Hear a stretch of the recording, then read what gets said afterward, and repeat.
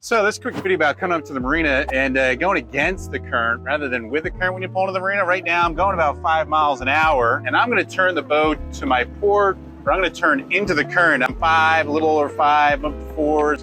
And you'll see as I turn the boat up into the current and the wind in this situation, how my speed drops dramatically. So when I am going back to that marina against the current or the wind or both in this case, I cut my speed in half, which for me means I have a lot more control of the boat.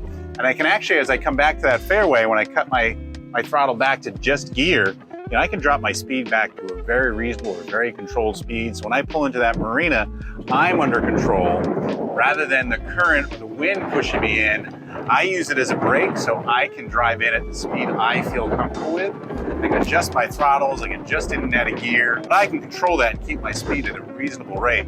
Same thing's gonna happen once I get inside the fairway and I get a little bit out of that grasp of the current that's kind of propelling me.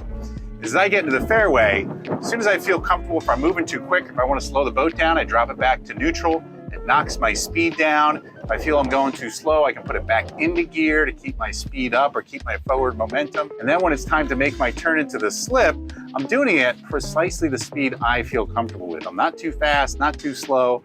I'm controlling that speed. And here I'm doing my typical 3-point turn to get into that slip.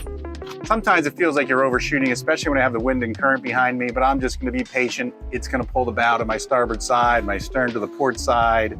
I'm gonna make that final 3-point turn, wheel to my right and forward gear, and get inside my slip. And again, I'm at less than a mile an hour, nice and slow, completely in control. You don't see me using a lot of throttle, I'm just in and out of gear. That's the best way to come into the marina.